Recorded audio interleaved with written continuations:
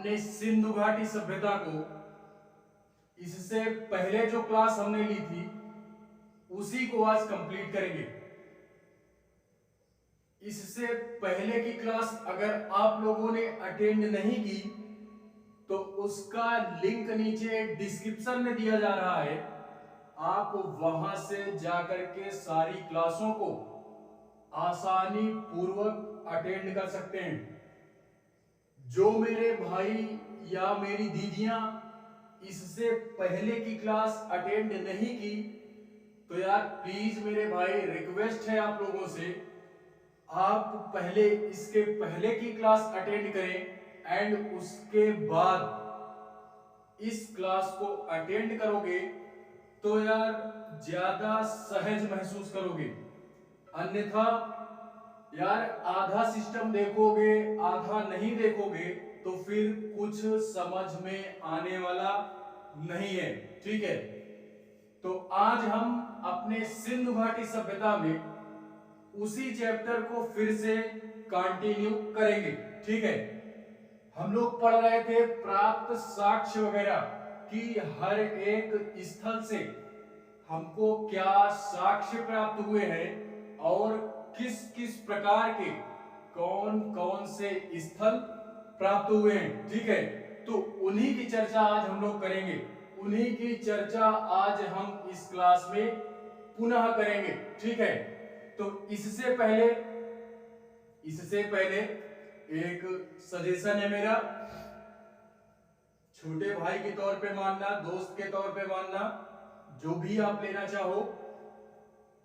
सबसे पहले चैनल को सब्सक्राइब कर देना, लाइक कर देना एंड कमेंट ठोक के करना। ठीक है, तो बात करते हैं सिंधु घाटी सभ्यता में। इससे पहले हम लोगों ने हड़प्पा कवर किया, हड़प्पा के साथ साथ मोहनजोदाड़ो उसको भी कवर किया एंड मोहनजोदाड़ो के साथ साथ हम लोगों ने लोथल को भी कवर किया था। ठीक है, तो आज हम उसी के आगे बात करेंगे कालीबंगा की। एक स्थल हमारा आता है कालीबंगा। फिलहाल में अगर आज ये चैप्टर कंप्लीट हो जाता है तो अच्छा है, नहीं होता है तो और अच्छा है, फिर से हम इस सभ्यता की क्लास पुनः लेंगे। ठीक है, मेरा यार मोटो तो यही रहेगा कि कंप्लीट हो जाना चाहिए। ठीक है, बाकी कंप्लीट नहीं होता है तो अच्छी बात है, फिर से मुझे एक बार रिवीजन का मौका मिलेगा और आप लोगों तक क्लास को प्रोवाइड किया जाएगा। ठीक है, तो बात करते हैं कालीबंगा की। किसकी बात करते हैं? कालीबंगा।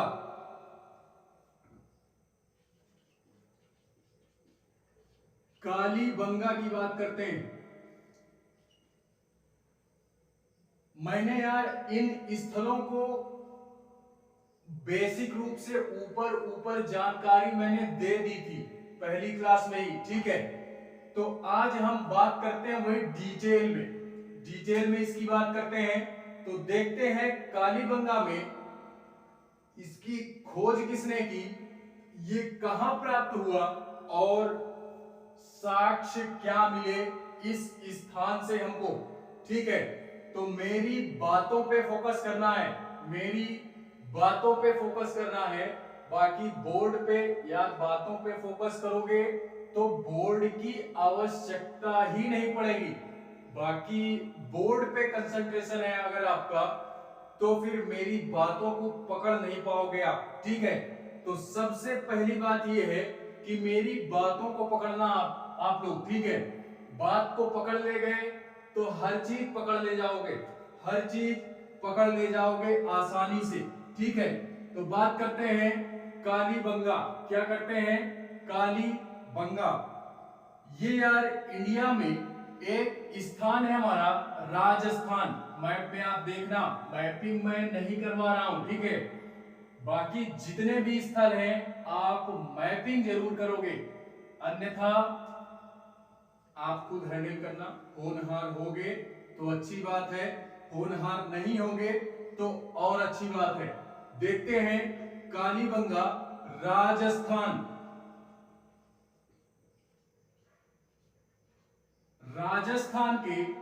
राजस्थान में एक स्थल पड़ता है हमारा। कौन सा स्थल पड़ता है?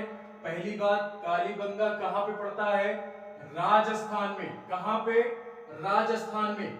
अगर राजस्थान के एग्जैक्ट पॉइंट की बात करूं, राजस्थान में एग्जैक्ट पॉइंट की बात करूं, तो राजस्थान में हमारा एक स्थान आता है, राजस्थान में हनुमानगढ़। हनुमानगढ़, हनुमानगढ़ राजस्थान में एक स्थान पड़ता है हमारा हनुमानगढ़। तो ये हनुमानगढ़ से हमारा ये स्थल हमको प्राप्त हुआ है। कहां से? हनुमानगढ़ से। राजस्थान हनुमानगढ़ से हमको जो स्थल प्राप्त हुआ है हड़प्पा सभ्यता का या सिंधु घाटी सभ्यता का, वो है कालीबंगा। क्या है? कालीबंगा। ठीक है। और ये किस नदी के किनारे मिला? फिलहाल में आप लोग अगर पूरे फोकस के साथ तैयारी कर रहे होंगे और पूरे फोकस के साथ पढ़ भी रहे होंगे ना इस चैप्टर को, तो आप एक बात गौर किए होंगे, गौर ये किए होंगे कि पिछले जमाने में या पिछले मतलब जो भी हमारा पिछली सभ्यताएं थी यार, वो सारी की सारी किसी ना किसी नदियों के तट पर होती थी। अब यार ऐसा क्यों होता था? जो भी हमारे सभ्यताएं विकसित हुई वो सारी की सारी सभ्यताएं किसी ना किसी नदी के तट के किनारे से ही प्राप्त हुई है, चाहे जो सभ्यता हो। अब नदियों के किनारे से क्यों प्राप्त हुई? क्योंकि यार इस समय तो सारी फैसिलिटीज है, हैंड पाइप वगैरह हो गया, समरसेबल हो गया। अब तो फिलहाल में हैंड पाइप का भी सिस्टम जा रहा है धीरे धीरे, सारे लोग समरसेबल पे निर्भर हो गए। ठीक है। तो यार यही है बोलना कि उस समय तो ये सारी फैसिलिटीज थी नहीं, तो पानी का जुगाड़ तो चाहिए बॉस। अब यार जीवन व्यतीत करना है तो पानी का जुगाड़ चाहिए। तो यार वो लोग ऐसी जगहों को अपना निवास स्थान बनाते थे जहां आसानी पूर्वक पानी मिल सके। ठीक है। तो इसीलिए पुरानी सभ्यताएं इस वजह से नदियों के किनारे विकसित होती थी कि वहां पे पानी उनको आसानी पूर्वक मिलता था। ठीक है। तो पानी के लिए इधर उधर भटकना नहीं पड़ता था। इसी कारणवश ये सभ्यताएं सारी नदियों के किनारे विकसित होती थी। इस बात पे फोकस करोगे तो ये कालीबंगा जो स्थान मिला है, यहाँ पे जो लोग रहते थे कालीबंगा में, ये किस नदी पे मिला है? किस नदी पे? तो घग्गर नदी पे। घग्गर नाम सुने होंगे, घग्गर नदी, जिसको हम पहले सरस्वती नाम के नाम से जाना जाता था। सरस्वती नदी का नाम सुने होंगे। तो ये सरस्वती नदी, सरस्वती नदी के किनारे मिला है। लेकिन आज हम इस सरस्वती नदी को घग्गर के नाम से जानते हैं। किस नाम से जानते हैं? घग्गर के नाम से जानते हैं। ठीक है। ये सरस्वती नदी इस समय विलुप्त हो चुकी है, ये है नहीं फिलहाल में, विलुप्त हो चुकी है। ठीक है। इसमें पानी वगैरह नहीं है, तो सरस्वती नाम की ऐसी कोई नदी नहीं है, लेकिन पहले हुआ करती थी। तो उसी को हम लोग घग्गर नाम से जानते हैं। किस नाम से? घग्गर नाम से जानते हैं। तो पहला सिस्टम आप ये याद रखोगे कालीबंगा में कि कहां से प्राप्त हुआ, तो राजस्थान के हनुमानगढ़ से प्राप्त हुआ। ठीक है। एंड उसके बाद कि ये किस नदी के किनारे मिला, तो घग्गर नदी के किनारे या सरस्वती नदी के किनारे से ये हमको कालीबंगा मिलता है। अब इसकी खोज किसने की? इस कालीबंगा की खोज किस व्यक्ति ने की? तो उस व्यक्ति का नाम है, उस व्यक्ति का क्या नाम है? उस व्यक्ति का नाम है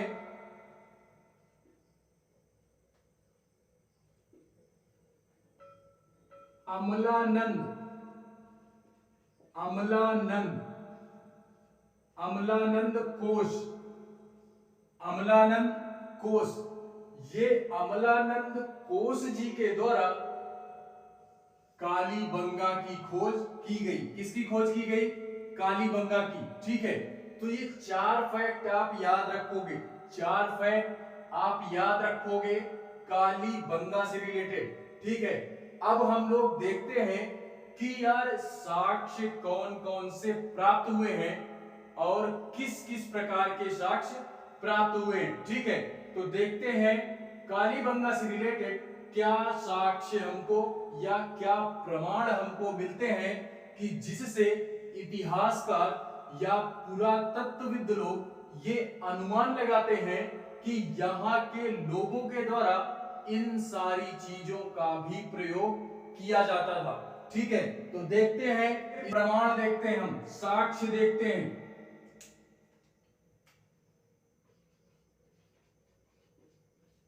प्रमाण या साक्ष्य ये देखते हैं हम, ठीक है। तो सबसे पहले जो मैं बात करूंगा, यहां से हमको क्या मिला है, यहां से हमको चूड़ियों के अवशेष मिले हैं, चूड़ियों के अवशेष। महिलाओं के द्वारा ये यूज में लाई जाती थी चूड़ियां, चूड़ियों के अवशेष या चूड़ियों के साक्ष्य प्राप्त हुए हैं। खुदाई के दौरान मिल गए होंगे यार, खुदाई के दौरान मिल गई होंगी चूड़ियां। तो इतिहासकारों के द्वारा या पुरातत्वविदों के द्वारा ये अनुमान लगाया गया कि उस समय की महिलाएं चूड़ियों का प्रयोग भी करती थी। किसके लिए? अपने साजो श्रृंगार के लिए, ठीक है। तो अभी अभी एक हमारा स्थल आता है, वहां पे हम लोग देखते हैं कि महिलाओं के द्वारा उनके श्रृंगार में लाई जाने वाली चीजें कौन कौन सी चीजें प्राप्त हुई हैं, ठीक है। वो स्थान दूसरा है, लेकिन कालीबंगा से अगर बात करेंगे तो महिलाओं के द्वारा चूड़ियों के साक्ष्य प्राप्त हुए हैं। अब ये चूड़ियां किस रंग की थी, चूड़ियां किस रंग की थी? तो ये काली रंग की चूड़ियां थी। यहां की महिलाएं ज्यादातर काले रंग की चूड़ियां पसंद करती थी। किस रंग की? काले रंग की चूड़ियां पसंद करती थी। तो इसी कारणवश यहां से जो चूड़ियों के अवशेष मिले हैं वो किस प्रकार के मिले हैं? तो वो है काली रंग की चूड़ियां। किस रंग की? काली रंग की। दूसरा देखते हैं यहां से जूते हुए खेतों के साक्ष्य प्राप्त हुए हैं। जूते हुए खेतों के साक्ष्य, यानी कोई खेत हमको ऐसा मिल गया होगा कि जहां पे हल वगैरह के निशान बने रहे होंगे, हल वगैरह के निशान बने रहे होंगे। तो इतिहासकार वगैरह या पुरातत्वविद लोग ये अनुमान लगाते हैं कि उस समय जूते हुए खेत भी हुआ करते थे या लोग खेती करते थे, तो खेतों को जोतते भी थे, ठीक है। तो ये साक्ष्य भी यहां से प्राप्त होता है। कहां से? कालीबंगा से। उसके बाद देखते हैं जूते हुए खेतों के साक्ष्य, एंड उसके बाद हमारा एक आता है यहां से और क्या प्राप्त होता है? तो मेरे भाई यहां से यार भूकंप के अवशेष भी मिलते हैं। भूकंप के अवशेष, भूकंप के अवशेष भी मिलते हैं। आया रहा होगा भूकंप हो गया, तो जिससे जो भी हमारे वहां के घर वगैरह रहे होंगे या जो भी अन्य चीजें रही होंगी वो यार सारी चीजें दब वगैरह गई होंगी, ठीक है। तो इससे वो लोग अनुमान लगाते हैं कि यहां पे क्या होता है, भूकंप के अवशेष भी क्या होते हैं, प्राप्त होते हैं, ठीक है। एक पॉइंट इसमें और नोट करो आप, एक पॉइंट इसमें और नोट करेंगे। एक पॉइंट और क्या नोट करते हैं?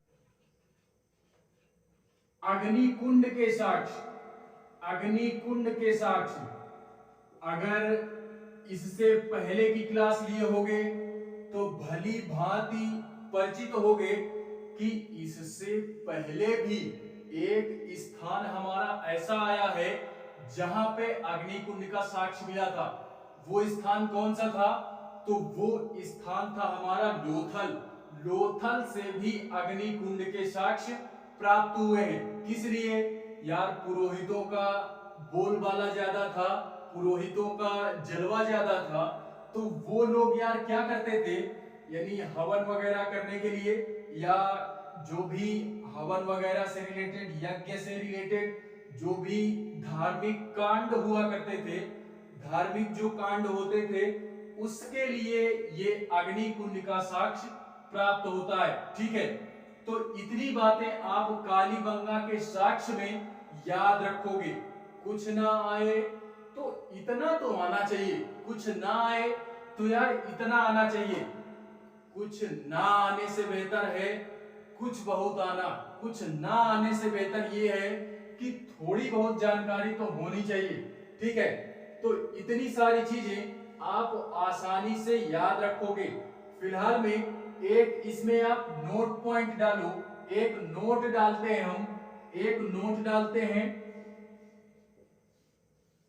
नोट हमारा क्या है, तो एक नोट आप ये याद रखोगे कि हमारे एक पुरातत्वविद थे, एक पुरातत्वविद थे, कौन? उनका नाम है sir John Marshall, sir John Marshall.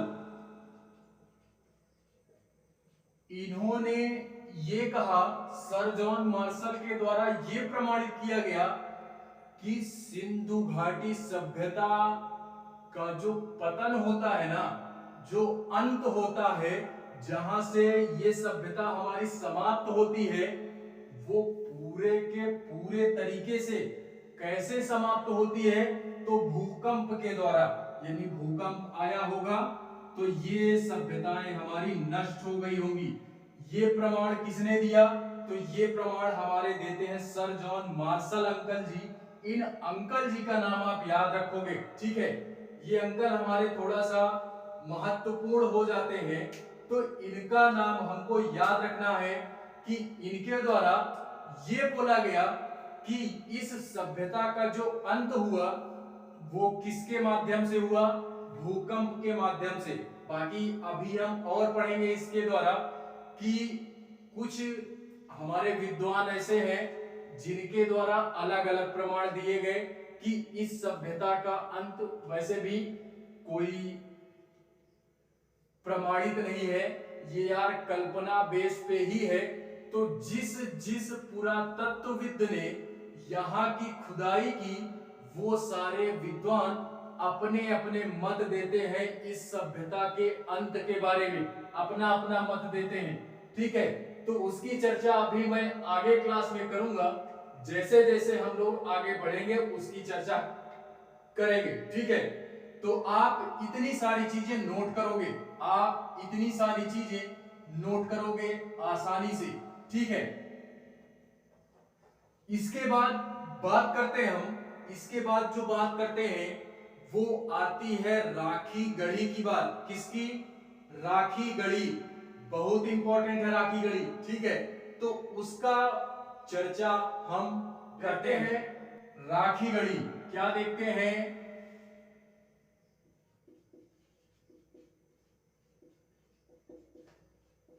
Rakhi Garhi. ठीक है, सबसे पहला पॉइंट इसमें ये नोट करोगे कि बहुत ही महत्वपूर्ण स्थल है ये भी एक महत्वपूर्ण स्थल है, ये भी एक महत्वपूर्ण स्थल है, महत्वपूर्ण स्थल है। ये प्राप्त कहां से हुआ है? तो ये प्राप्त होता है हमको हरियाणा के हिसार नामक स्थान से, हरियाणा के हिसार नामक स्थान से ये हमको राखी गढ़ी स्थल मिलता है। ठीक है, राखी गढ़ी स्थल मिलता है। इसकी खोज किसने की? तो इसकी खोज की सूरजभान जी ने, सूरजभान जी के द्वारा इस राखी गढ़ी की खोज की गई। ठीक है, और ये किस नदी के किनारे मिला? तो ये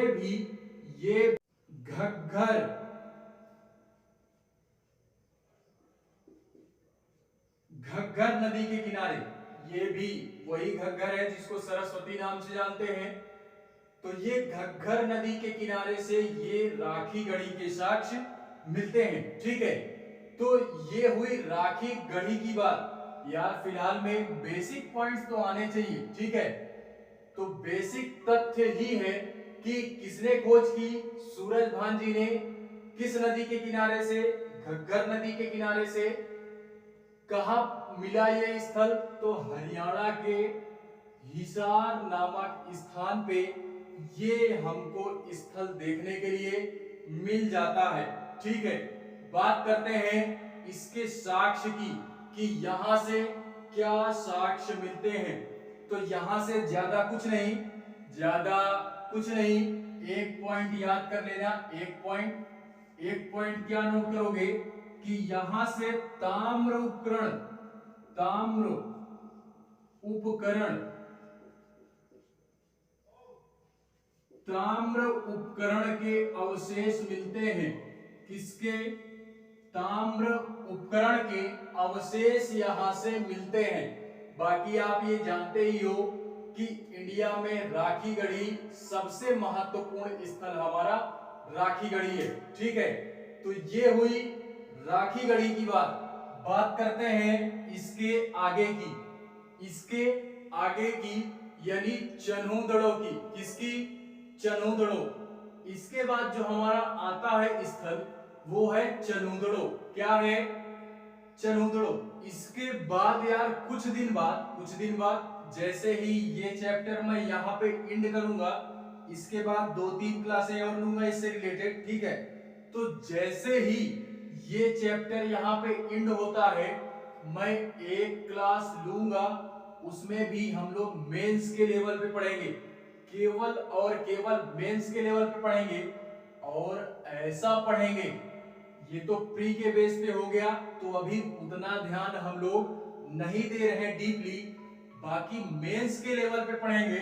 जस्ट 1 महीने बाद मैं मेंस की क्लास लूंगा। ठीक है, तो जैसे ही हम उसको पढ़ेंगे यही चैप्टर, पढ़ेंगे यही सारी चीजें, लेकिन और तथ्य इसमें जोड़ेंगे हम लोग, और पॉइंट्स इसमें जोड़ेंगे, और अपनी नॉलेज का स्तर कुछ उच्च लेवल का लेकर के जाएंगे, जिससे हमारे बौद्धिक क्षमता का विकास तो होगा ही, और साथ साथ में हम एग्जाम भी क्रैक कर पाएंगे। और इस चैप्टर से रिलेटेड जो भी क्वेश्चन आता है वो छूटेगा नहीं, वो छूटेगा नहीं। और ये मैं गारंटी देता हूं, ये गारंटेड बोल रहा हूं कि जीवन में अगर मेरी क्लास अटेंड कर लेते हो आप, मेंस की भी और ये प्री की भी, जीवन में कभी भी सिंधु घाटी सभ्यता पढ़ने की आवश्यकता नहीं पड़ेगी। एग्जाम के बेस पे तो नहीं पढ़नी पड़ेगी। बाकी अगर पीएचडी करना चाहो तो वो आपकी मर्जी है, किसी को ज्ञान देना चाहो तो फिर वो आपकी मर्जी है। एग्जाम के बेस पे तो नहीं पढ़ना पड़ेगा, ये मेरी गारंटी है। ठीक है, ये मेरी गारंटी है। तो देखते हैं चनहूदड़ों, क्या देखते हैं? चनहूदड़ों।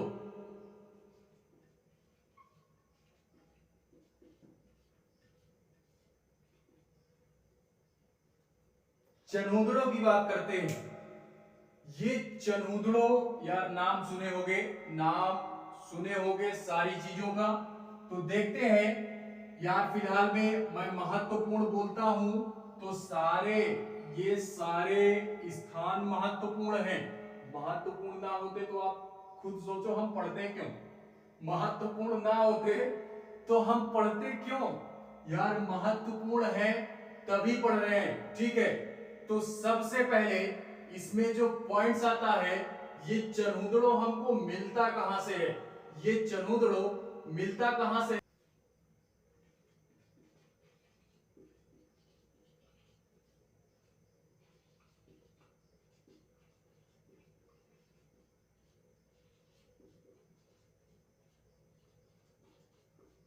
गुजरात नहीं है, सॉरी, वो पाकिस्तान है। क्या है? पाकिस्तान। चनहूदड़ों कहां से मिलता है? पाकिस्तान से। पाकिस्तान में एक हमारा राज्य बोलो या स्थान बोलो पड़ता है हमारा सिंध प्रांत या सिंध राज्य। इस सिंध प्रांत से हमको चनूदड़ो नामक स्थान प्राप्त हुआ है। क्या हुआ है? सिंध नामक, पाकिस्तान के सिंध नामक प्रांत से ये हमारा चनूदड़ो हमको क्या होता है? प्राप्त होता है। एंड दूसरा यार इसमें क्या है? दूसरा, ये सबसे महत्वपूर्ण स्थल है। क्या है? महत्वपूर्ण स्थल है। ये हम जान चुके हैं, ये जान चुके हैं। एंड इसी में अगर तीसरे पॉइंट की बात करूं, इसी में अगर तीसरे पॉइंट की बात करूं तो ये किस नदी के किनारे से मिला है? ये किस नदी के किनारे से मिला? सिंधु नदी, सिंधु नदी के तट से। ये चनूदड़ो हमको सिंधु नदी के तट से मिला है। कहां से? सिंधु नदी के तट से हमको ये साक्ष्य मिला है कि यहाँ पे चनूदड़ो नामक एक गांव हुआ करता था, या एक नगर होता था, या एक शहरी सभ्यता हमारी यहाँ पे क्या हुई? विकसित हुई। पहली बात, कोई पूछता है तो आप यार सिंधु घाटी सभ्यता को गांव नहीं बोलोगे। सबसे बड़ी बात है, इसको गांव नहीं बोलोगे क्योंकि यहां पे इतना ज्यादा विकास था कि इसको हम गांव नहीं बोल सकते, क्योंकि गांव में यार फैसिलिटीज नहीं होती, और यहाँ पे तो बहुत सारी फैसिलिटीज हमको मिलती हैं, तो जिस कारणवश हम इसको गांव नहीं बोलोगे। यह एक शहरी सभ्यता थी। क्या थी? शहरी सभ्यता थी। जैसे आज हम लोग देखते हैं ना कि हर एक चीज हमारे पास, हर एक चीज, सोचो वहां पे यार नालियां होती थी, जो नालियां घर की तो होती थी, साथ में जैसे आज देखते हो कि सीवर टैंक बनाए जाते हैं, सीवर वगैरह, तो घर की नालियों को सीवर के टैंक से जोड़ा जाता था। एंड जो सीवर का टैंक होता था वो मेन सीवर के टैंक से जोड़ा जाता था।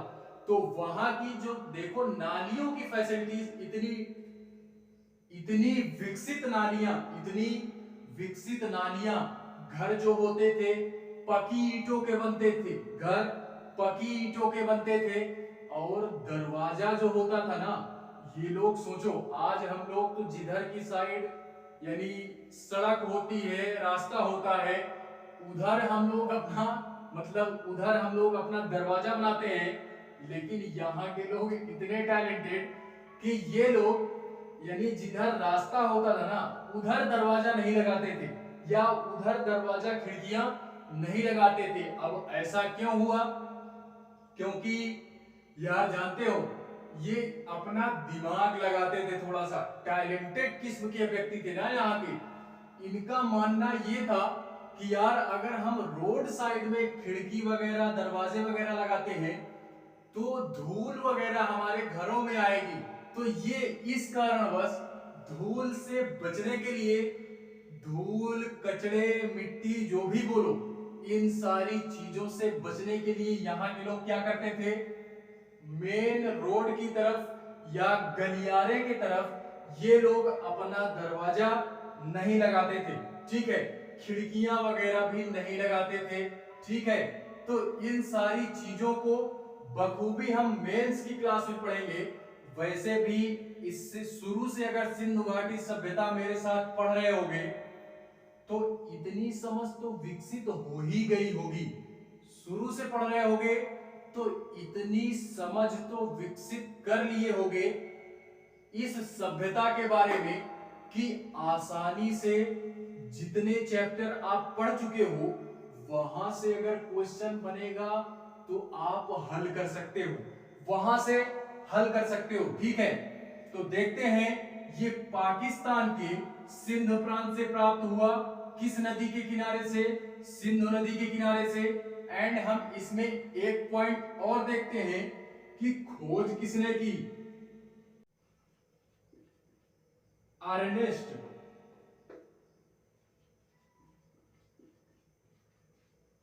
अर्नेस्ट मैके एवं मजूमदार साहब जी ने, मजूमदार,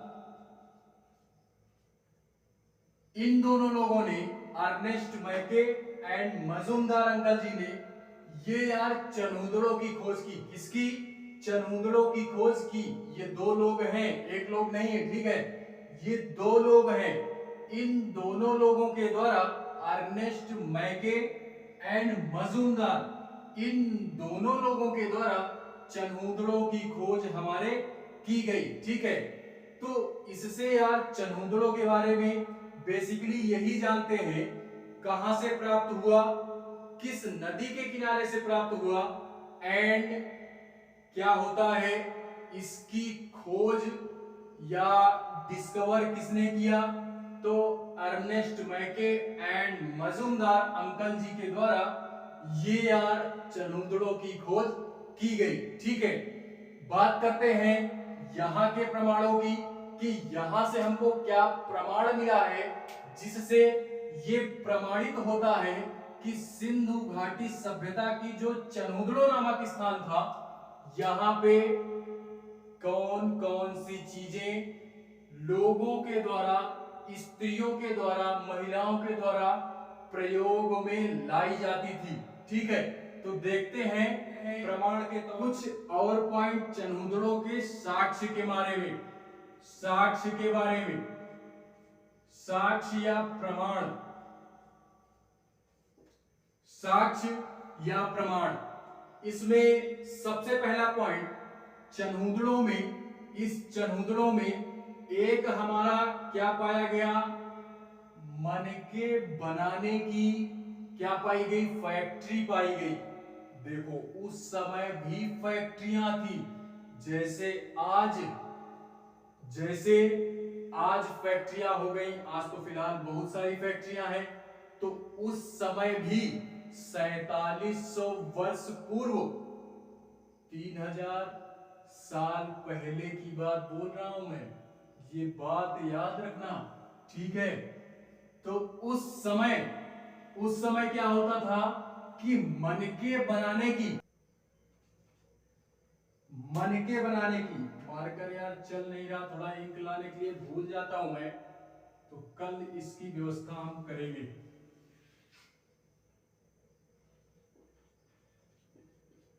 मनके बनाने, मनके बनाने के कारखाने।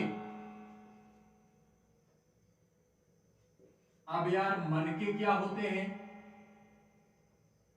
मनके बनाने के कारखाने के साक्ष्य, ये यार क्लास 6 का है सारा मटेरियल। मनके बनाने के अवशेष मिले हमको कहां से, मनके बनाने के कारखाने कहां से मिले, चनूदड़ों से। कहां से, चनूदड़ों। मनका क्या होता है, तो मनका क्या होता है, आभूषण का नाम सुने हो, आभूषण, गहने वगैरह जो बनते हैं, तो उसको हम इतिहास के लैंग्वेज में मनके बोलते हैं। क्या बोलते हैं, मनके। तो यहां से आभूषण बनाने के कारखाने, आभूषण बनाने के कारखाने मिले हैं। क्या मिले हैं, आभूषण बनाने के कारखाने। अब वो कारखाने ज्यादा बड़े नहीं होते थे, बेसिकली छोटे छोटे कारखाने ही मिले हैं, लेकिन आभूषण बनाने के लिए इतना प्रमाणित हो चुका है कि मनके बनाने के साक्ष्य हमको कहां से मिलते हैं, चनूदड़ों से। दूसरा पॉइंट, दूसरा पॉइंट ये है कि यार मनके बनाने के अवशेष मिला, एंड दूसरा इसमें ये बोल रहा है कि स्त्रियों के द्वारा जो साजो श्रृंगार में लाए जाने वाली चीजें थी, वो चीजें भी यहां से प्राप्त हुई हैं। महिलाएं अपने श्रृंगार के लिए जो चीजें प्रयोग में लाती थी, वो चीजें भी यहां से मिली हैं। अब उनमें कौन कौन सी चीजें मिली हैं, तो उसको देखो आप। महिलाओं के द्वारा साजो श्रृंगार में क्या क्या चीज लाया जाता था उस समय, उस समय तो पहला आप देखोगे लिपस्टिक मिला है, लिपस्टिक के साक्ष्य भी मिले हैं। लिपस्टिक,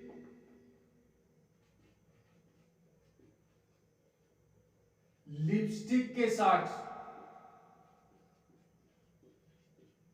इसके बाद पाउडर जानते हो, पाउडर जानते होगे, तो ये भी मिला है। पाउडर के साथ साथ और क्या मिला है? कंघा मिला है, कंघा मेरी जान, कंघा ये भी मिला है। कंघा मिला, लिपस्टिक मिला, पाउडर मिला, एंड पाउडर के साथ साथ एक हमको और मिलता है काजल के अवशेष, काजल के अवशेष। उस समय की महिलाएं इन सारी चीजों का प्रयोग करती थी अपने साजो श्रृंगार के लिए, ठीक है। तो ये चीज आप याद रखोगे, ये चीज आप याद रखोगे साक्ष्य के तौर पे। एंड एक पॉइंट इसी में, एक पॉइंट और याद रखोगे कि यहां से बिल्ली का पीछा करते हुए, बिल्ली का पीछा करते हुए कुत्ते के पंजे के अवशेष मिले हैं। बिल्ली का पीछा करते हुए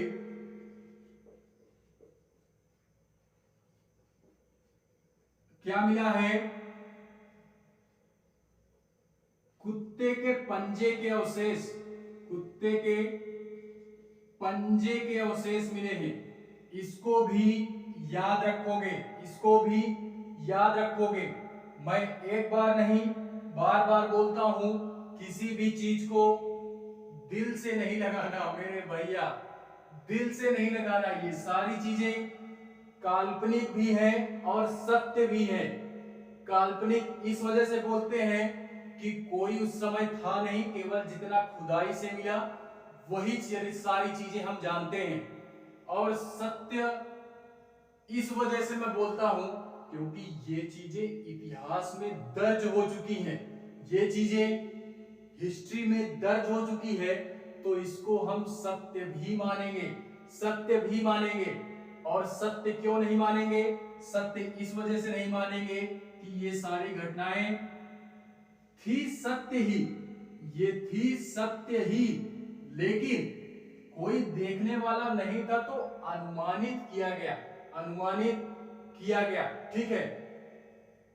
इतनी चीजें आप चनूदड़ों से रिलेटेड याद रखोगे, चनूदड़ों से रिलेटेड इतनी सारी चीजें आप आसानी पूर्वक याद रखोगे। बात करते हैं अन्य जो हमारा आता है, उसके बाद देखते हैं बनावली। बनावली जो हमारा अन्य स्थल आता है, बनावली।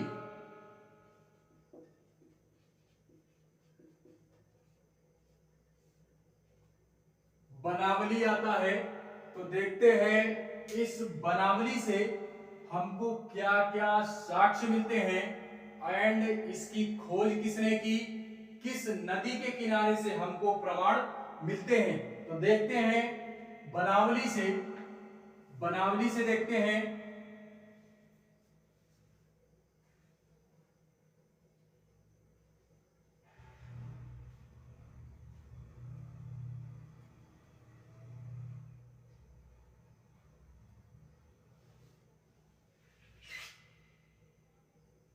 ये भी हरियाणा के, मार्कर नहीं चल रहा यार,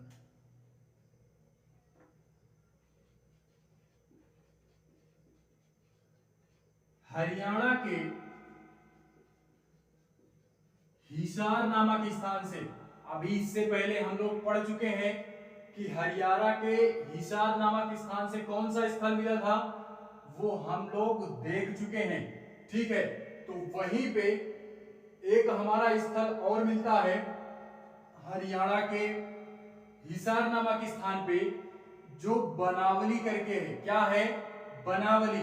तो इंडिया में आप हरियाणा चले जाना, हरियाणा में हिसार नामक स्थान पे चले जाना, यहां से हमको बनावली के साक्ष्य प्राप्त हुए, ठीक है। उसके बाद ये किस नदी के किनारे से मिला है? तो वही फिर से बोलेंगे घग्गर नदी के किनारे, घग्गर नदी के किनारे, जो कि आज सरस्वती नदी के नाम से पहले जानी जाती थी, और ये क्या हो जाती है, आज विलुप्त हो चुकी है ये नदी। ठीक है, आज इस नदी का कोई प्रमाण नहीं है। ठीक है, इसकी खोज किसने की, इसकी खोज किसने की, ये घग्गर नदी ही है। घग्गर नदी जिसको सरस्वती बोलते हैं, एंड खोज किसने की, साक्ष्य के तौर पे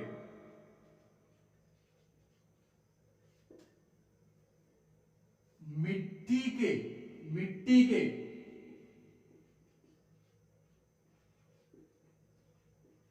हल के प्रमाण, मिट्टी के हल के प्रमाण मिलते हैं।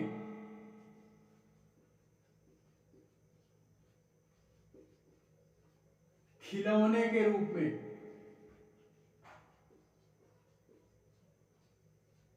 खिलौने के रूप में मिट्टी के हल के प्रमाण मिलते हैं। वो छोटे छोटे मिट्टी के बना दिए गए रहे होंगे, खिलौने या मिट्टी के बना दिए गए रहे होंगे, तो वही हल के प्रमाण हमको कहां से मिलते हैं, बनावली से। ठीक है, तो ये बनावली आपको याद रखना है। इसमें एक नोट डाल करके ये लिख लोगे, नोट पॉइंट डाल करके ये लिख लोगे, ये लिखोगे कि मिट्टी को जब पका दिया जाता था ना, मिट्टी को जब आग में पका दिया जाता था, तो उसको हम एक दूसरे नाम से जानते हैं, जिसका नाम है टेराकोटा, टेराकोटा। ठीक है, मिट्टी को जब पका दिया जाता था तो उसको क्या बोलते थे, टेराकोटा। और मिट्टी के हल के प्रमाण मिले हैं खिलौने के रूप में, तो वो कहां से प्राप्त हुए हैं, वो प्राप्त हुए हमको बनावली से। कहां से, बनावली से। ठीक है, तो ये चीजें आपको बनावली से रिलेटेड याद रखनी है, बनावली से रिलेटेड ये सारी चीजें याद रखनी है। बात करते हैं अन्य स्थल की, कि अन्य हमारा जो स्थल था वो कौन सा था, वो कौन सा था। उसके बाद देखते हैं रोपर, क्या देखते हैं, रोपर या रोपड़, रोपर या रोपड़।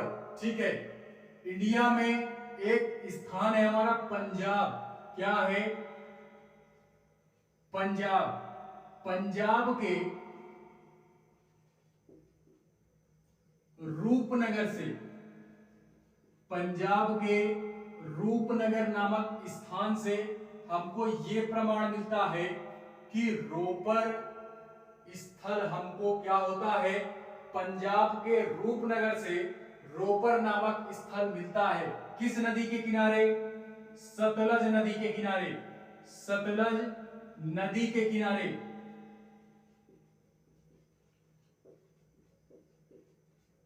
सतलज नदी के किनारे। ठीक है, खोज किसने की, यज्ञदत्त शर्मा,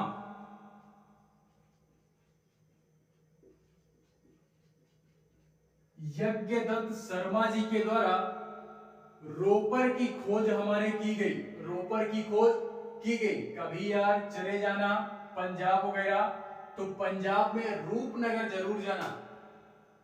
पुरानी चीजें देखने का शौक होना चाहिए बोस। ठीक है, पुरानी चीजें देखने का शौक होना चाहिए। ठीक है, यहां से हमको साक्ष्य के तौर पे तांबे की कुल्हाड़ी के अवशेष मिलते हैं। किसके, तांबे के।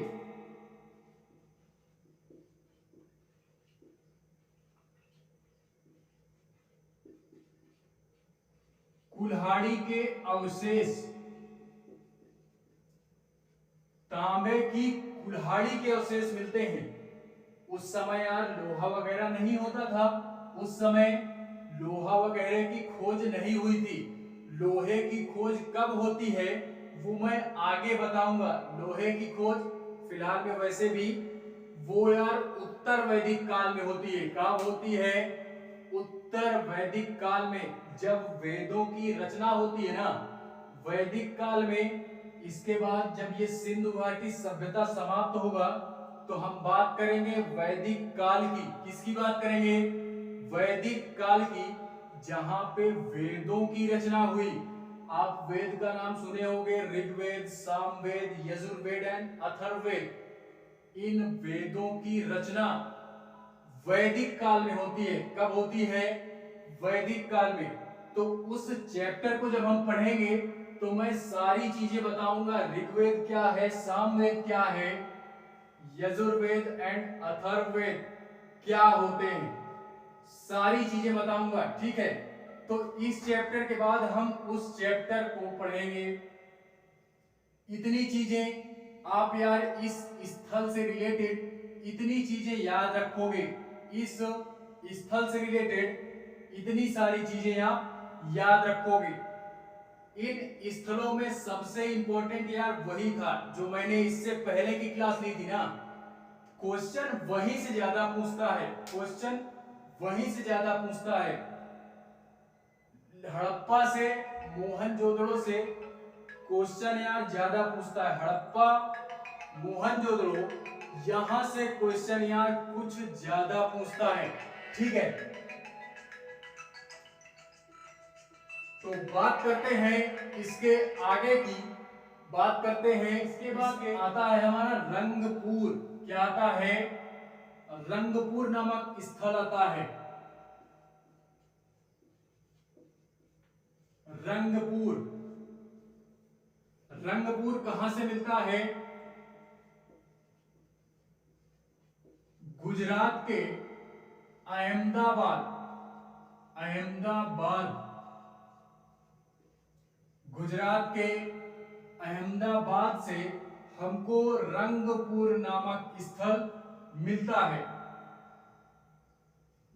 उसके बाद किस नदी के किनारे मिलता है? भादर नदी,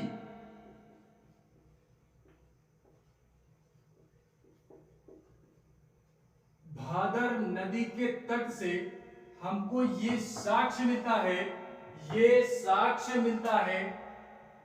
कौन है यार डिस्टर्ब?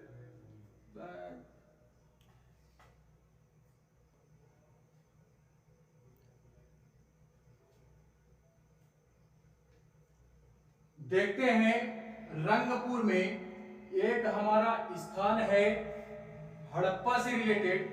रंगपुर क्या आता है? रंगपुर। तो इस रंगपुर में, ये रंगपुर कहां मिलता है? गुजरात के अहमदाबाद में। कहां पे? गुजरात के अहमदाबाद से रंगपुर नामक स्थल के साक्ष्य मिलते हैं। ठीक है? अगर क्लास एकदम ध्यान से देखते होगे तो इससे पहले लोथल बताया था मैंने, वो भी गुजरात के अहमदाबाद से ही मिल रहा था। ठीक है? तो कंफ्यूजन नहीं क्रिएट करनी, कंफ्यूजन क्रिएट नहीं करनी है। ठीक है?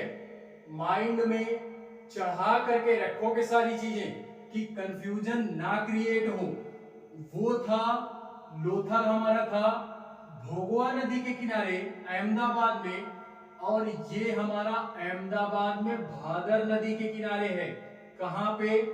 भादर नदी के किनारे या भादर नदी के तट से हमको ये साक्ष्य मिलता है। ठीक है? इसकी खोज किसने की?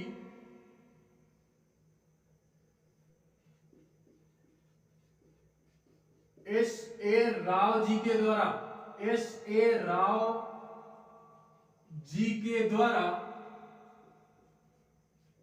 एस ए राव जी के द्वारा ये हमको रंगपुर, क्या होता है?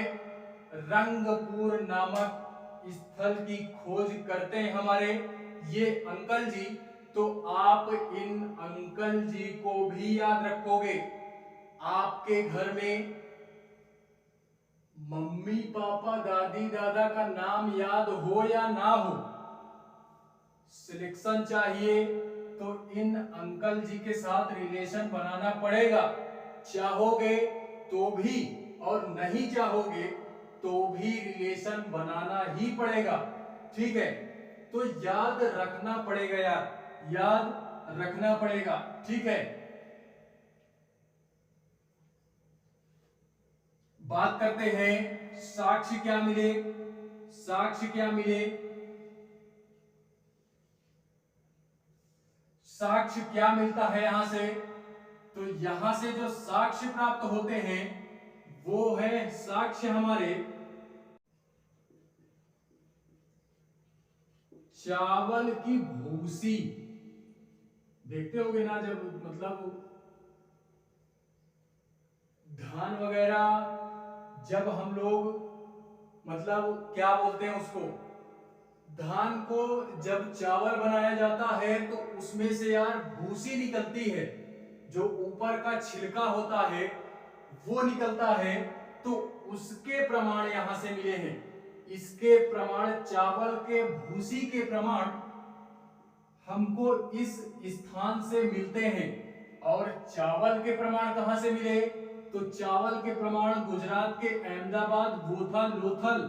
लेकिन चावल के भूसी के प्रमाण वो है गुजरात के अहमदाबाद में रंगपुर। क्या है, रंगपुर। और यहां से मोटे अनाज भी मिलते हैं। क्या मिलते हैं, मोटे अनाज।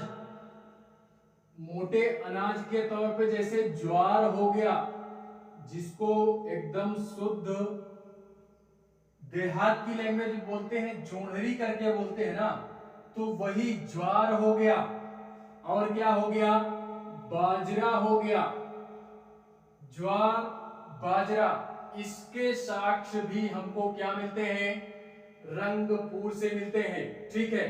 तो ये हमको याद रखना है। रंगपुर से रिलेटेड इतनी सारी चीजें आनी चाहिए। रंगपुर से रिलेटेड सिंधु घाटी सभ्यता में इतनी सारी चीजें हमको आनी चाहिए, ठीक है। देखते हैं लास्ट जो हमारा है, इसके बाद ये था 9वां हमारा, ठीक है। देखते हैं 10वां एंड लास्ट है हमारा, लास्ट है सुरकोटदा। देखते हैं सुरकोटदा।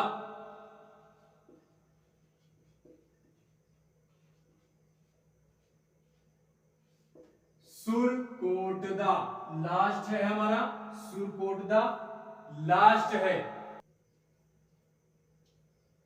गुजरात के, ये भी गुजरात में ही मिला है। देखो अगर और भी ध्यान दिए होगे तो सबसे ज्यादा स्थल जो मिल रहे हैं वो कहां से, गुजरात से।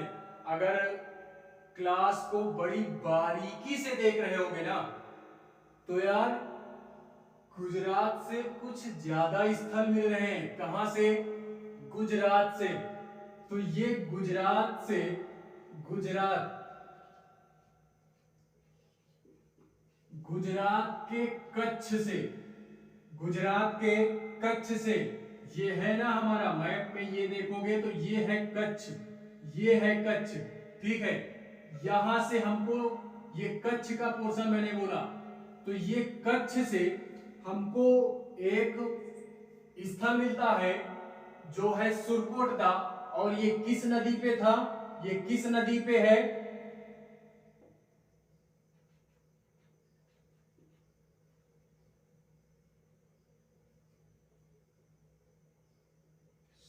सरस्वती नदी,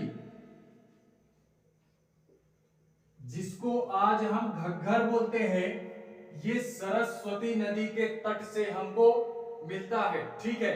कोई पूछे सरस्वती नदी आज है क्या बेटा, तो नहीं मेरे भाई, आज सरस्वती नदी नहीं है, ये विलुप्त हो चुकी है।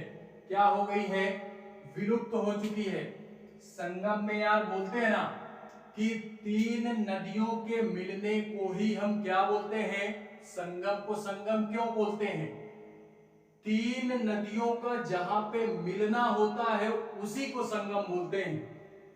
3 नदियां जहां भी मिल जाएं, वो यार प्रयागराज हो, उज्जैन हो, नासिक हो, कहीं पे भी, तो वो यार तीन नदियां जहां भी मिलेगी हम उसको संगम नाम देंगे, ठीक है।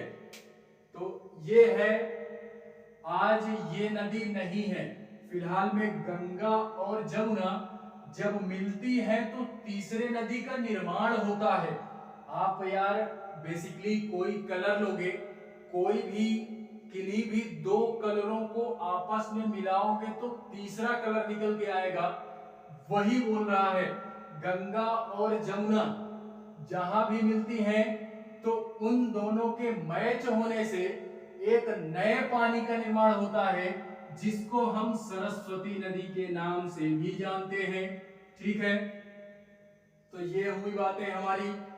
देखते हैं साक्ष्य क्या मिले हैं। साक्ष्य क्या मिला है, तो साक्ष्यों की अगर बात करूं तो यहां से हमको घोड़े के साक्ष्य मिले हैं, बहुत सही, घोड़ों के साक्ष्य भी मिलते हैं। लेकिन यहां पे यही एक फैक्ट थोड़ा ज्यादा इंपॉर्टेंट है सुरकोटदा से, क्योंकि इतनी बड़ी सभ्यता थी, इतनी विशाल सभ्यता थी कि यार यहां से अभी तक घोड़े के साक्ष्य नहीं मिले। लेकिन सुरकोटदा में जैसे ही खुदाई की गई तो यहां पे घोड़े के हड्डियों के अवशेष मिले, घोड़े के हड्डियों के अवशेष।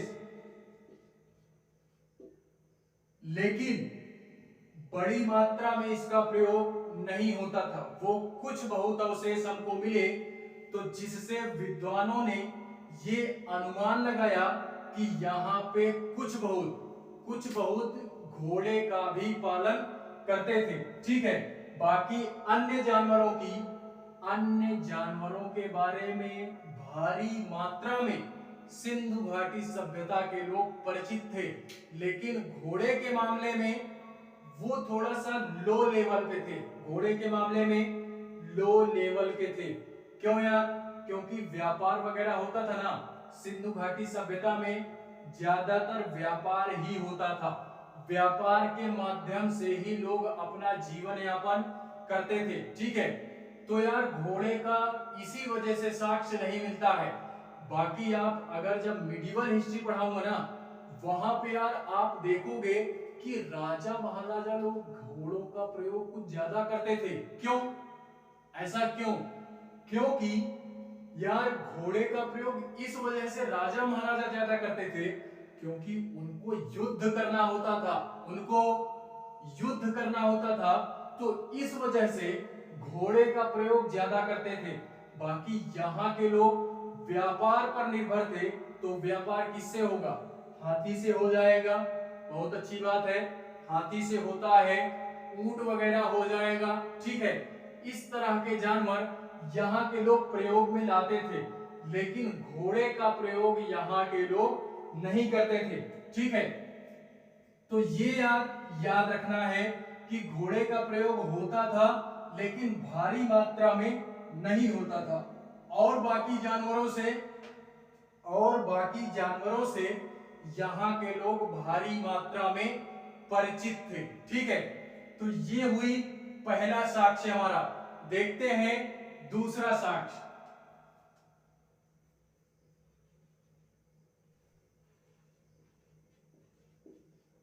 कलश सावधान, इसका भी साक्ष्य मिलता है।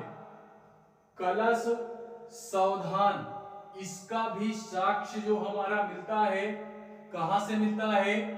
वो मिलता है सुरकोटदा से। कहां से? सुरकोटदा से। कलश सावधान है क्या? तो आज जैसे होता है ना, कोई भी व्यक्ति उसकी मृत्यु हो जाती है तो हम लोग यार उसको जब जला देते हैं तो देखते हैं कि जो राख होती है ना, मनुष्य को जला दिया गया तो उससे जो राख बचती है, आजकल के मनुष्य यार कभी आप लोग देखे हो तो ठीक है, अन्यथा देख लेना कभी भी। तो यहाँ के लोग भी इसी तरह का प्रयोग करते थे। आज के लोग जैसे होता है ना कि एक मटकी होती है, उसमें राख वगैरह भर लेते हैं और उसको जो भी बोलते हो वो मुझे नहीं पता, लेकिन डेड बॉडी के जो अंश होते हैं उस मटके में रख करके, होता है ना, मैं तो यार मूवियों वगैरह में देखा हूं, बाकी रियल में मैंने भी आज तक नहीं देखा कि ऐसा होता है, क्यों होता है, होता भी है या नहीं होता है, तो वो मैं नहीं जानता। लेकिन यहाँ पे जो बात की जा रही है कलश सावधान की, तो यहाँ का मतलब ये है कि एक कलश में जो हमारे मृतक व्यक्ति हुआ करते थे उनके बॉडी का जो अवशेष होता था राख के रूप में एक मटके में भर करके उसको दफना दिया करते थे। क्या करते थे? दफना दिया करते थे जमीन के अंदर। ठीक है, ये चीजें आज होती हैं वो मुझे पता है, लेकिन कभी देखा नहीं गया, कभी देखा नहीं गया है। तो ये चीज भी यहाँ पे होती थी, ये चीज भी यहाँ पे होती थी। कलश सावधान के भी साक्ष्य मिलते हैं। ठीक है, बात करते हैं अगले साक्ष्य की। अगला साक्ष्य जो है हमारा, यहां से तराजू के अवशेष मिले हैं। इस सुरकोटदा से तराजू के अवशेष। आप यार अपने जीवन से मैच करके पढ़ना मेरे भैया, मैं यही बोले दे रहा हूं, बार बार बोलता हूं, अगर किसी भी सभ्यता को, किसी भी नगर को समझना है तो अपने से मैच करके पढ़ना कि आज के तौर पे क्या क्या चीजें हैं और उस दौर में प्राचीन समय में भी क्या क्या चीजें होती थी। हम यार वही ना पढ़ रहे हैं, क्या क्या चीजें होती थी हम वही तो पढ़ रहे हैं। इसमें बड़ी बात क्या है, कहां से कौन सा नगर मिलता है वो देख रहे हैं, उस नगर में उस समय के व्यक्ति क्या क्या चीज प्रयोग करते थे वो चीज पढ़ रहे हैं। ठीक है, तो इस तरह रिलेट करके पढ़ोगे कि आज के समय में क्या होता है और उस समय के समय में क्या होता था। मैं बार बार इसी वजह से बोल रहा हूं कि आने वाले 10, 20, 100 साल, 200 साल, 500 साल बाद कोई भी व्यक्ति अगर इतिहास पढ़ेगा तो उसमें हमारा नाम दर्ज होगा, उसमें हमारा नाम दर्ज होगा, मोदी जी का नाम दर्ज होगा। लेकिन आप जानते हो हमारा नाम नहीं आएगा उसमें। क्यों हमारा नाम क्यों नहीं आएगा? इतिहास जो दर्ज होगा ना इस समय का, हमारा नाम इस वजह से नहीं आएगा क्योंकि यार इस सभ्यता में भी आम लोगों की चर्चा नहीं की गई, आम लोगों की चर्चा नहीं की गई। जो मेन व्यक्ति होंगे उनकी चर्चा इतिहास में की गई। तो इस समय का इतिहास अगर आने वाले 500 साल, 200 साल कुछ भी लिखा जाएगा तो उसमें हमारा वर्णन नहीं होगा। हमारा वर्णन इसी तौर पे होगा कि हाँ ये गांव था, यहाँ ऐसे लोग रहते थे, इसी तरीके हमारा वर्णन होगा। बाकी परफेक्ट नाम लेकर के हमारा वर्णन नहीं किया जाएगा।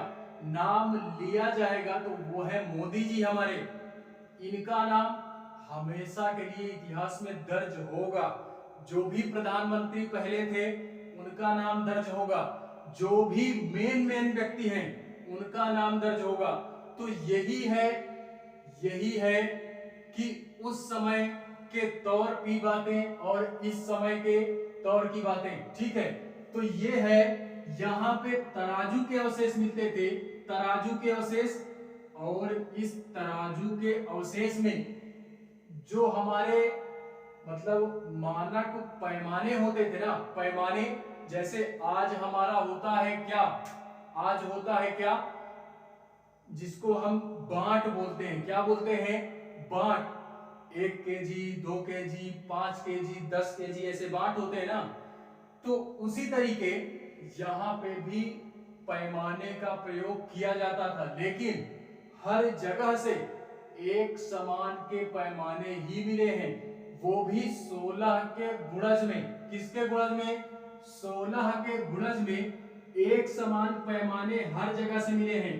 यही नहीं कि केवल सुरकोटदा से ही मिले हैं, वो लोथल हो, हड़प्पा हो, कालीबंगा हो, हर जगह से एक ही प्रकार के पैमानों का प्रयोग किया जाता था सिंधु घाटी सभ्यता में। ठीक है, आज के दौर का इतिहास अगर लिखा जाएगा तो भी बोला जाएगा कि इस समय 2000 से लेकर के 2021 यानी आधुनिक, यहाँ पे भी एक ही पैमाने का प्रयोग हर जगह लोग करते थे। यार ऐसा थोड़ी ना होता है कि 1 किलो का जो बांट होता है वो केवल प्रयागराज में ही चलता है, हर जगह चलता है। वो प्रयागराज हो, कौशाम्बी हो, कुछ भी हो, हर जगह एक ही चलता है। तो उसी प्रकार यहाँ सिंधु घाटी सभ्यता में एक प्रकार के बांट ही हमको देखने के लिए मिलते हैं। ठीक है, तो इसको भी हमको याद रखना है, इसको भी याद रखना है। तो ये हुई बातें हमारी सिंधु घाटी सभ्यता में कुछ प्रमुख स्थलों की, जो हमने बातें की कि कौन कौन से स्थल प्राप्त होते हैं एंड कौन कौन से साक्ष्य वहां से मिलते हैं। तो ये यार स्थलों को हमको अपने माइंड में सेट करके रखना है, जिससे कि अगर एग्जाम में क्वेश्चन आता है तो वो छूटना नहीं चाहिए, इस चैप्टर से रिलेटेड तो नहीं छूटना चाहिए। ठीक है, जो हम लोगों ने नहीं पढ़े हैं उनको हम पढ़ लेंगे तो वहां से भी हमारे क्वेश्चन नहीं छूटेंगे। ठीक है, तो ये यहीं पे समाप्त होता है। बाकी एक चीज और अभी आप इसमें जानो, एक चीज इसमें आप और जानो कि इसका पतन कैसे होता है। सबसे बड़ी बात यह है कि सिंधु घाटी सभ्यता का पतन यानी अंत कैसे होता है वो देखते हैं हम। देखते हैं कि सिंधु घाटी सभ्यता का पतन कैसे होता है।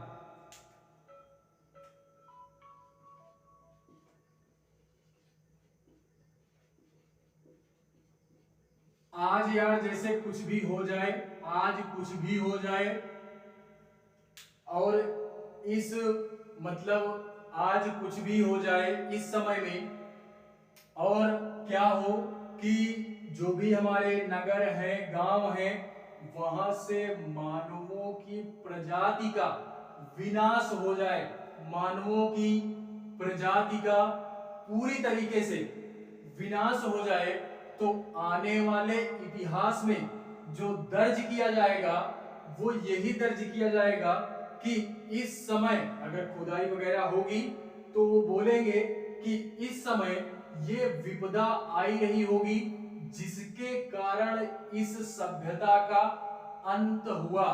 तो उसी प्रकार इस सिंधु सभ्यता का पतन कैसे होता है या अंत कैसे होता है वो देखते हैं। लेकिन फिलहाल में हम ये देखते हैं कि सिंधु सभ्यता का जो पतन हुआ ना, उसके मामले में जो हमारे विद्वान लोग थे वो यार अलग अलग अपना अपना मत देते हैं। जिसने भी खोज की वो यार अलग देगा। अब मैं ही यार, आप खुद सोचो, आप अपने को ले लो, आप जाओगे किसी भी चीज की खोज करने तो आप यार अपना ही ना मानोगे, आप अपना ही मानोगे क्योंकि आप खुद गए वहां पे। तो इसी तरीके जो भी इतिहासकार या विद्वान लोग, इतिहास के विद्वान जो थे वो यार वहां गए ना, उन लोगों ने स्वयं अपनी आंखों से जो देखा उसी के आधार पर सारे विद्वान अपना अपना मत देते हैं कि इस सिंधु सभ्यता का अंत इस वजह से हुआ होगा, उसने बोला इस वजह से हुआ होगा, तो उसको हम देखते हैं। फिलहाल में कि ये जो सभ्यता थी हमारी, ये बहुत विशाल सभ्यता थी। क्या थी? बहुत ही विशाल सभ्यता थी। 13 लाख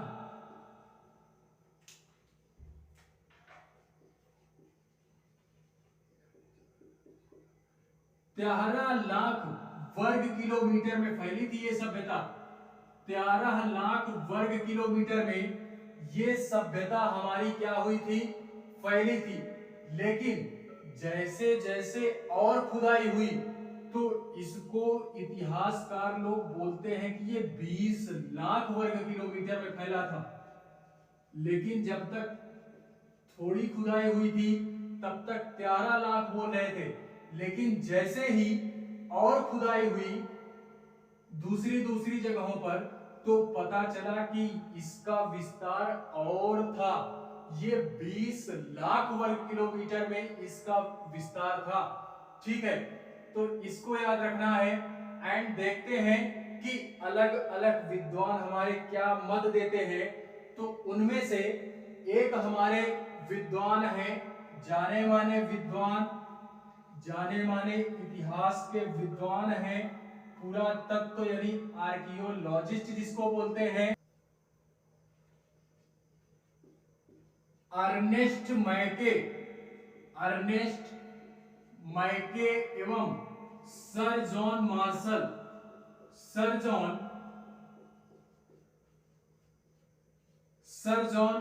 मार्शल। ठीक है, इन दोनों लोगों ने ये प्रमाण दिया या इन दोनों के द्वारा ये कहा गया कि सिंधु सभ्यता का जो पतन होता है ना, वो किस वजह से होता है। वो है मेन मुद्दा है वो बाढ़ के कारण होता है कि इस सभ्यता में बाढ़ आ गई होगी तो जिस कारणवश इस सभ्यता का अंत हो जाता है। अब यार कुछ लोग सोच रहे होंगे बाढ़ मामला, तो बाढ़ का यार जानते हो, मोहनजोदाड़ो मूवी मैंने बोली थी कि देख लेना। तो मोहनजोदाड़ो आप देखोगे तो उसमें बहुत अच्छी तरीके से, बड़े बेहतरीन तरीके से दिखाया गया है कि सिंधु घाटी जो नदी थी ना, उसका यार यहाँ के कुछ लोग थे वो लालची किस्म के थे। तो इस नदी के किनारे कुछ हीरे वगैरह का मैटर था। ठीक है, हीरे वगैरह का मैटर था। तो यहाँ के जो लोग थे जो शासन किया करते थे, उन लोगों ने एक डैम बना दिया और सिंधु नदी का जो पानी की जो धारा थी उसको दूसरी तरफ मोड़ दिया। सिंधु नदी का जो पानी की धारा थी उसको दूसरी तरफ मोड़ दिया। तो जिस कारणवश इस नदी में बाढ़ आ गई और इस नगर का पतन हमारे हो जाता है। ठीक है, तो अर्नेस्ट मैके एवं सर जॉन मार्शल ये दोनों लोग बोलते हैं कि बाढ़ के कारण इस सभ्यता का अंत होता है। ठीक है, लेकिन फिलहाल में जो ज्यादातर विद्वानों के द्वारा माना जाता है वो बाढ़ को ही प्रमाणित किया गया है। ज्यादातर इतिहास के विद्वान वो बाढ़ को ही प्रमाणित करते हैं कि बाढ़ के द्वारा ही इस सभ्यता का अंत होता है। ठीक है,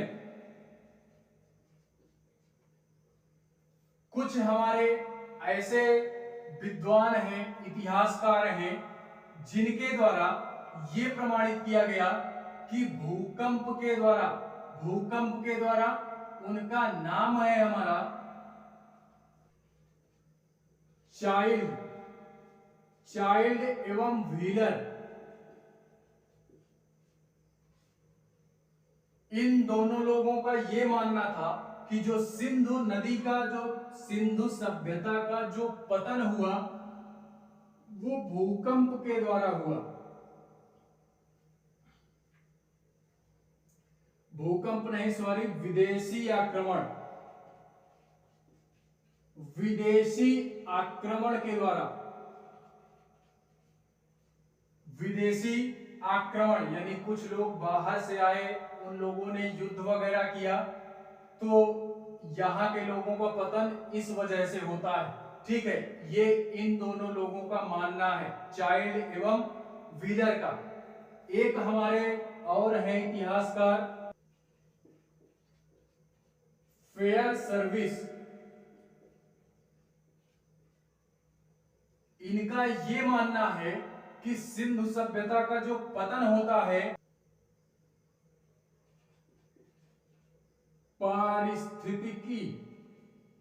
पारिस्थितिक, थोड़ा बोल नहीं पा रहा हूं यार,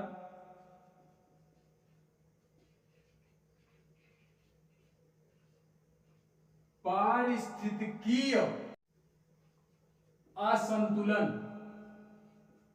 इसको मैं बेसिकली व्यवहारिक भाषा में यही समझता हूं कि प्रकृति के कारण, किसके कारण?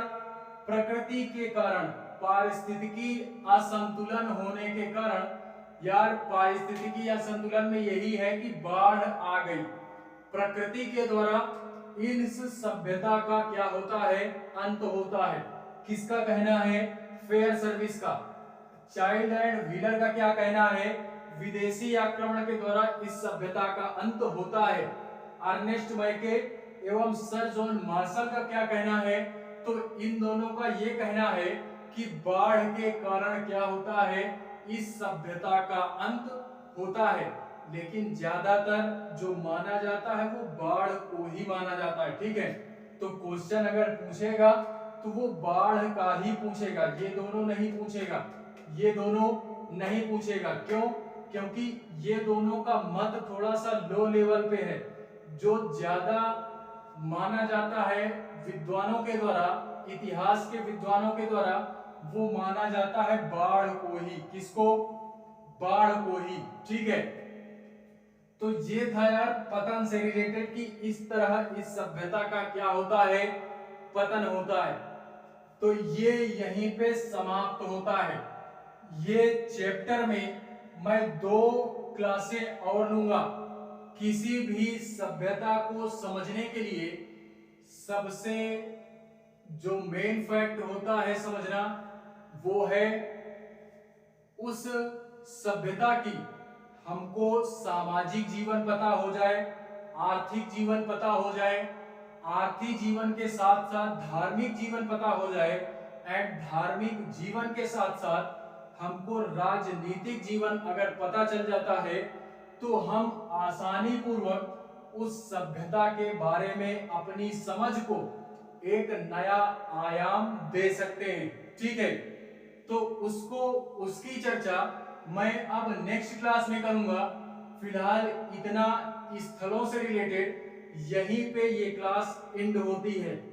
स्थलों से रिलेटेड इतना ही पढ़ना है। स्थल में अब इससे ज्यादा नहीं पढ़ना, इसी को रिवीजन करना है। और बाकी पढ़ना ही चाहते हो तो इस क्लास को देखने के बाद एक बुक आप हिस्ट्री की रेफरेंस बुक ले लेना, किसी भी राइटर की। मैं फिलहाल में सजेस्ट करूंगा राम शरण शर्मा की बुक पढ़ लेना, राम शरण शर्मा। इस बुक को आप पढ़ लेना अपने मन से और इस वीडियो को देख लेना। आप जो भी क्वेश्चन है आप आराम से हैंडल कर पाओगे, ठीक है। तो यार इसको देखने के बाद कुछ पिछले सालों के पेपर भी सॉल्व करना हो जाए तो बहुत अच्छी बात है। अगर ना हो तो घबराना नहीं है, फिर से रिवीजन करना, फिर से पढ़ना, क्वेश्चन बनेंगे, ठीक है। लेकिन इसको पढ़ने के बाद क्वेश्चन जरूर हल करना आप लोग, तो आपको अपनी औकात पता लगेगी, अपनी औकात पता लगेगी कि हमने पढ़ा या मजाक किया, ठीक है। तो आज के लिए बस इतना ही। मिलते हैं किसी अन्य वीडियो में या किसी अन्य क्लास में या किसी अन्य लेक्चर में। तब तक के लिए बाय।